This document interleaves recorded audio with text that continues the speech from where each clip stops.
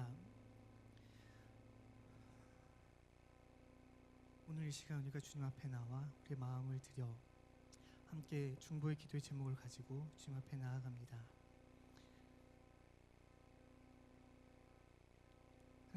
하나님의 뜻대로 우리가 이 땅 가운데서 구하게 해 주시옵시고, 이 땅 가운데 하나님의 말씀이 땅 끝까지 전해지는 일에 우리가 사용되어 줄 수 있도록 주님 간절히 소망합니다. 우리가 가든지 중보하든지 도울 수 있는 자리에서 우리의 역할을 다하여 주님을 섬길 수 있도록 우리와 함께 해 주시옵소서. 합력하여 선을 이루는 공동체, 그런 하늘마음교회가 될 수 있도록 주님 우리와 함께 해 주시옵소서.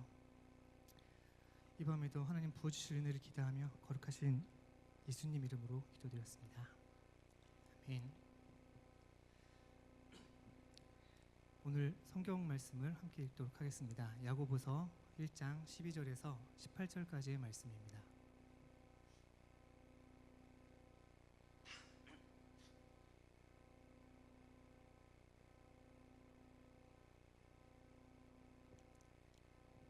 야고보서 1장 12절에서 18절까지 말씀인데요, 한 절씩 교독하도록 하겠습니다. 제가 먼저 읽겠습니다.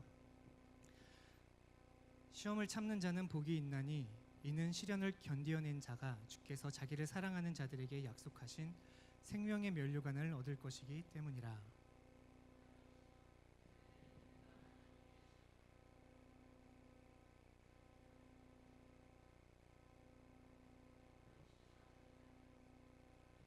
오직 각 사람이 시험을 받는 것은 자기 욕심에 끌려 미혹됨이니 욕심이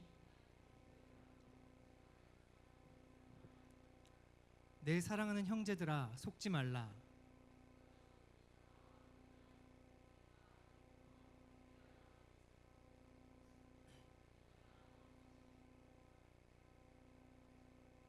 같이 읽겠습니다. 그가 그 피조물을 중에 우리로 한 첫 열매가 되게 하시려고 자기의 뜻을 따라 진리의 말씀으로 우리를 낳으셨느니라. 아멘.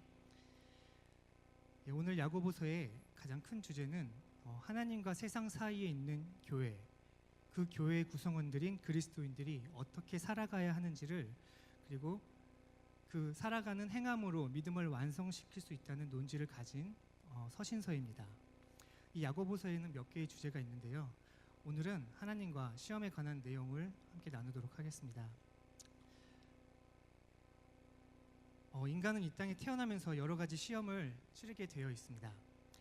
대학을 들어가기 위해서 시험을 치르고, 자동차 면허증을 따기 위해서 시험을 치르고, 또한 직장에 들어가기 위해서 면접을 봐야 합니다. 이런 시험들의 목적은 무엇입니까? 이 시험들의 목적은 각각의 목적에 맞는 재능이나 그런 능력들을 갖췄는지 테스트를 하는 그런 시험인 것이죠. 그리고 이 시험을 잘 통과한 자들에게는 그에 합당한 결과물이 있게 되어집니다. 그런데 이런 실험들은 바로 우리들의 필요에 의해서 우리가 하고 싶은 것을 얻기 위해서 치러지는 시험들입니다. 오늘 본문에서 야고보도 이 시험에 대해서 이야기를 하고 있습니다. 본문의 내용을 보면은 두 갈래의 길을 우리에게 가르쳐주고 있습니다. 시험을 참고 견디어낸 자에게 주어지는 축복의 길과 욕심에 이끌려 죄와 사망으로 향하는 길입니다. 우리의 삶에 시험이 닥쳐올 때에 바로 이 갈림길에 서게 되는 것입니다. 그 갈림길에서 우리는 선택을 해야 되는 것이죠. 본문은 이에 대해서 두 가지를 이야기하고 있습니다. 첫 번째는 하나님을 오해하지 말라는 것입니다. 그리고 두 번째는 속지 말라. 먼저 13절에 보면은 하나님은 악에게 시험을 받지 아니하신다고 기록되어 있습니다. 이 말씀을 공동 번역으로 한번 보면은 하나님께서는 악의 유혹을 받으실 분도 아니시지만 악을 행하도록 사람을 유혹하실 분도 아니십니다. 감히 어느 누가 하나님을 유혹할 수 있습니까? 그리고 유혹한다 한들 하나님이 그 유혹에 넘어가시는 분이실까요? 하나님은 스스로 계신 분이시며 전능자이시며 창조주이십니다. 이런 하나님을 어느 누가 무슨 시험으로 하나님을 테스트할 수 있으며 하나님 앞에 그런 유혹들을 던질 수 있을까요? 아마 아무 존재도 없을 것입니다. 우리 하나님은 그런 시험을 받지 않으시는 분이시죠. 그런데 때로는 우리가 시험을 당할 때에 정말 시험이 너무 힘들어서 아무것도 할 수 있는 것이 없을 때에 먼저 나의 스스로 존재에 무력감을 느끼게 됩니다. 그리고 그 다음에 하나님을 의심하게 되는데요.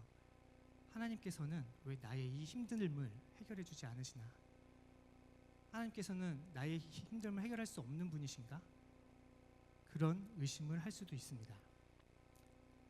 우리가 시험을 당할 때에 한편으로는 도대체 왜 내가 이런 시련을 겪어야 되는 거지?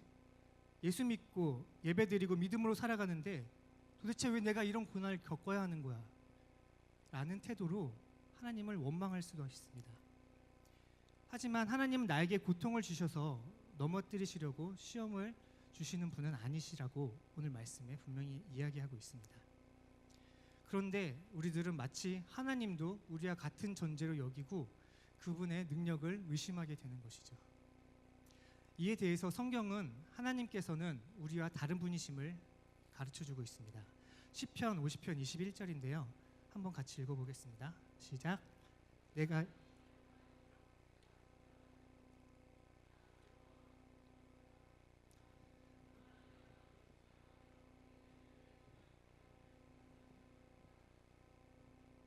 아멘. 그리고 또한 하나님은 우리와 같이 무력하신 분이 아니시라는 것을 이사야 59장 1절에서도 이야기해주고 있습니다. 여호와의 손이 짧아 구원하지 못하심이 아니요 귀가 둔하여 듣지 못하심이 아니라. 하나님은 능력이 없어서 우리를 못 도와주시는 분이 아니십니다. 그분은 전능자이시며 창조주이시죠. 우리가 의심할 대상이 전혀 아니십니다. 그런데 우리는 정말 커다란 시험을 당했을 때 이런 지경에까지 우리의 생각이 다다를 수 있게 됩니다. 제가 대학교에 다닐 때 한번 이런 시험을 겪은 적이 있었습니다. 재정에 대한 시험이었습니다. 제가 군대를 오래 갔다 와서 10년 만에 학교를 복학을 했는데요. 첫 학기를 어떻게 힘들게 마치고 이제 두 번째 학기를 준비하는 가운데에서 다음 주가 개강인데 이제 차비도 거의 없는 상황에서 너무 마음이 간절해지는 거예요. 그래서 그때 진짜 매주 하나님이 만나를 주셔서 그렇게 학교를 다니고 있었는데 다음 주가 개강이니까 책도 사야 되고 필요한 게 되게 많은데 마음에 정말 누가 와서 용돈이라도 줬으면 좋겠다 이런 마음을 딱 생각하게 됐습니다. 그런데 신기하게도 정말 전화가 한 통화가 왔는데 제가 군대에 있을 때 저희 작은 아버지가 군대 같이 계셨었는데 이제 조카가 복학을 해서 공부를 늦은 나이 하고 있다 보니까 이제 응원의 격려의 그런 선물로 용돈을 보내주신다고 하는 거예요. 할렐루야. 너무 기쁜 소식이 저한테 이렇게 왔습니다. 그래서 너무 이제 급한 마음에 그냥 빨리 받을 생각에 제가 외우고 있는 계좌번호를 가르쳐 드렸습니다.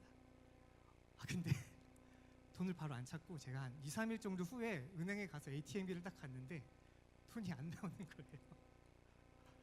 왜 안 나왔을까요? 아닙니다. 돈은 왔어요. 왔는데 그때 집안 사정이 있어서 제가 신용불량자가 됐었거든요. 그때 통장이 압류당했던 통장인 거예요.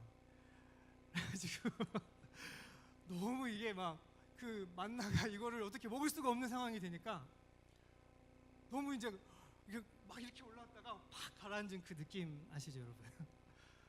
근데 너무 진짜 신기하게도 그 낭망할 수도 있는 정말 완벽한 조건을 갖춘 상황에서 하나님이 되게 새 마음을 이렇게 싹 집어넣어 주셨어요. 이 돈을 내가 쓸 수 있을 거다. 하나님이 주신 마음이라고 저는 확신이 들었어요. 이렇게 확신하는 건 그 결과가 있기 때문인데요.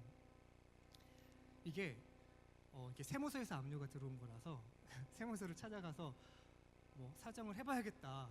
밑도 끝도 없이 아무것도 제가 그걸 뭐 어떻게 한 것도 없고 다 부모님이 하시다가 사업하시다가 그렇게 된 건데 제가 세무서를 찾아가서 직원한테 여차저차해서 이차저차 해가지고 사장이 이렇게 됐습니다. 진짜 구구절절히 가정사를 다 얘기하면서 제가 군복무를 6년 하고 나와서 복학을 해 다 얘기했어요.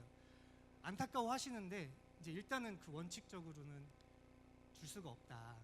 왜냐면 세금을 안 낸 게 체납된 게 너무 많으니까. 그래서 그 돈이 한 5, 6천만 원 정도인 걸로 제가 기억하는데 그 보내주셨던 돈이 한 50만 원 정도였던 것 같아요. 그래서 그러면은 그 50만 원으로 5천만 원 퉁칠 수 있게 하나님이 해주실 것 같다, 이 마음이 또 갑자기 생기는 거예요. 아 그래, 그러면 그걸로도 감사하겠다. 50만 원 못 써도.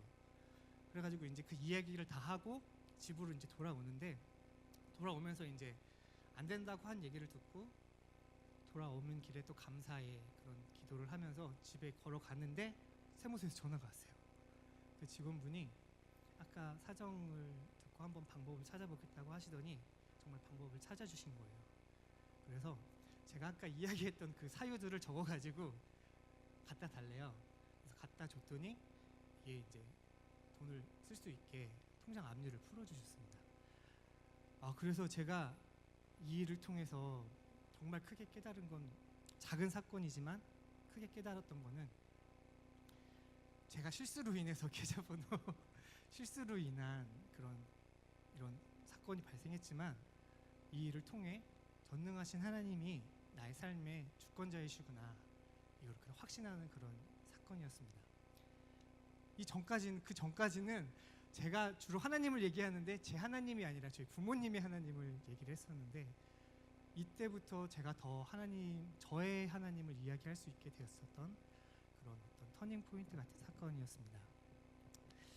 이런 사건을 겪게 되면서 날마다 이렇게 하나님 앞으로 더 가까워져 가고 있습니다. 오늘 함께 예배 드리시는 여러분들에게도 이런 삶의 간증들이 끊임없이 일어나기를 주님의 이름으로 축복합니다. 이어서 13절에 사람이 시험을 받을 때 내가 하나님께 시험을 받는다 하지 말지니 하나님은 친히 아무도 시험하지 아니하시느니라 라고 되어 있죠. 왜 이런 시험을 나한테 주시는 거지? 내가 뭔가 잘못해서 나를 힘들게 하시는 건가? 그런 생각이 들 때도 많습니다. 그래서 아무런 해결 방법도 주시지 않으면은 하나님의 사랑이 이제 끊겼나?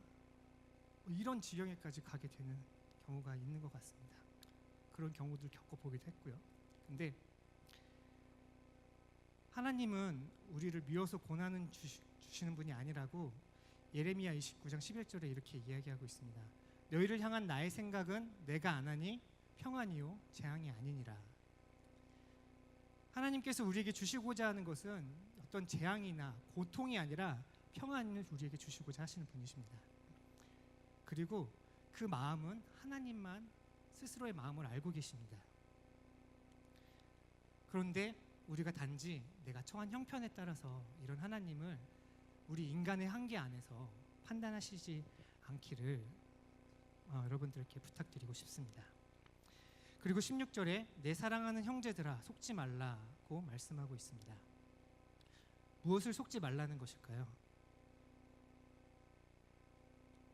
바로 우리에게 닥쳐온 시험들에 대해서 속지 말라고 하는 것입니다. 오늘 본문에서 우리는 하나님이 어떤 분이신지 확인할 수 있습니다. 하나님은 온갖 좋은 은사와 온전한 선물을 부어주시기 원하시는 분이 우리 아버지이십니다. 그런데 내가 겪는 시험이 나를 넘어뜨리고 죄와 사망의 길로 이렇게 끌고 가고 있는데, 이 시험이 하나님이 나에게 주셨다고 생각하는 것은 전혀 앞뒤가 맞지 않는 것입니다. 하나님은 우리를 시험하여서 넘어뜨릴 이유가 전혀 없으신 분이시기 때문입니다. 오히려 하나님은 모든 사람이 구원에 이르도록 기다려주시는 분이시죠. 단지 우리가 욕심에 미혹당하여 끌려감으로 이 죄와 사망의 길에 들어서게 되는 것입니다. 야고보는 그것을 욕심이 잉태한 즉 죄를 낳고 죄가 장성한 즉 사망을 낳느니라고 기록하고 있습니다. 우리가 이런 인물을 창세기에서 한 명 볼 수 있는데요. 가인이 바로 그런 인물이었습니다. 가인이 그의 제사를 하나님이 받지 않자 분노로 인해 아벨을 쳐 죽이고, 하나님께서는 또 아벨을 죽이지 말라고 하셨는데 죽인 그 가인은 하나님이 한 번 기회를 주셨습니다. 아벨을 죽이고 돌아왔을 때 하나님께서 가인에게 물었습니다. 내 아우 아벨이 어디 있느냐? 그런데 이 가인은 그 분노를 참지 못하고 하나님께로까지 그 분노를 쏟아내면서 결국 죄의 길에 들어서게 되는 것이죠.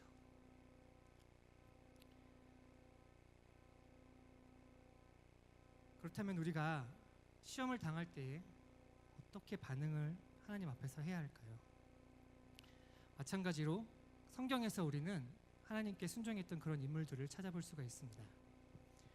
형들로 인해서 애굽의 노예로 팔려간 요셉이 있습니다. 그는 자기가 꾼 꿈을 하나님이 주신 것으로 굳게 믿고 노예로 팔려간 상황에서도 하나님을 신뢰하며 좌절하지 않고 날마다 하나님을 기쁘시게 하는 삶을 살았습니다. 그리고 그는 그 모든 시험의 과정을 마치고 정금같이 나와서 애굽의 총리가 되었죠. 그리고 다윗은 어렸을 적부터 목동으로 들판에서 양들을 지키며 하나님을 예배하는 사람으로 자랐습니다. 또한 말씀을 의지하여 골리앗을 물리쳤고 사울에게 쫓기면서도 하나님이 세우신 왕을 감히 죽이지 않는 하나님을 경외함으로 결국 이스라엘의 왕이 되었던 것입니다. 다윗은 성경에 하나님의 마음에 합한 자라고 분명히 기록되어 있죠. 우리가 시험을 당할 때에 가져야 할 반응들은, 우리의 태도는 바로 이런 것들입니다. 우리의 시험이 너무 고통스럽고 막막하고 캄캄할지라도 하나님을 의심하지 않고 원망하지 않는 태도가 우리에게 있어야 할 것입니다. 하나님은 우리에게 가장 좋은 것을 주시는 분이심을 믿고 하나님을 바라보며 우리를 위해 십자가에 달려 죽으신 예수 그리스도를 따라가는 우리가 되어야 할 것입니다. 하나님께서는 우리에게 진리의 말씀을 주시고 그 진리의 말씀으로 우리를 거룩하게 하셨습니다. 하나님의 뜻을 그렇게 정하시고 우리에게 행하신 것입니다. 그런데 우리가 연약하기에 실수할 수도 있기 때문에 다윗처럼 우리는 그 즉시 그것을 깨달았을 때 바로 하나님께 돌아가야 하는, 또한 그런 즉각적인 태도도 우리가 갖춰야 할 태도인 것입니다. 우리는 하나님 안에 우리를 새롭게 하신 그 진리의 말씀, 그 말씀 안에 거할 때에 이러한 반응들로 우리가 하나님 앞에 반응할 수 있습니다. 연단을 통하여서 정금이 나오듯이 고난을 통하여서 우리를 온전한 그리스도인이 되시게 하시고자 하는 것이 바로 하나님 아버지의 뜻입니다. 모든 고난과 시험 가운데에서도 진리의 말씀을 붙들고 마음을 지키며 축복의 길로 나아가는 저와 여러분이 되시기를 축복합니다. 말씀을 정리하겠습니다. 우리가 시험을 당할 때에 하나님께서는 우리를 고통으로 이끌어 주시는, 시험을 주시는 분이 아니십니다. 절대 아니십니다. 그런데 우리는 그 시험을 통해서 선택할 수 있는 두 가지 길이 있습니다. 하나님을 쫓아가는 의의 길로, 축복의 길로 행하는 것과 우리의 욕심을 따라, 죄를 따라 사망의 길로 이르는 그 두 가지 길입니다. 이 두 가지 길 가운데 우리는 선택을 할 때에 날마다 말씀 안에 거하면서 하나님의 뜻을 구하면서 그렇게 하나님을 바라보면서 나아갈 때에 우리가 요셉과 다윗과 같은 그런 선택을 할 수 있을 것입니다. 오늘 이 시간 우리가 함께 주님 앞에 나아갈 때에 다윗과 같이, 요셉과 같이 날마다 우리의 삶을 통하여서 주님 앞에 머무르는 그런 자가 되기를 소망합니다. 하나님께서는 우리에게 어떤 걸 바라시지 않습니다. 단지 그분 앞에, 그분 안에 거하라고 하십니다. 그렇게 할 때에 하나님께서 모든 것들을 행할 것입니다.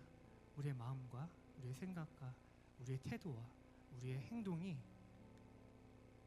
진리의 말씀으로 거룩하게 되어질 것입니다. 오늘 이 시간 함께 이 찬양을 하면서 우리의 믿음을 주님께 드리며 나아가기 원합니다.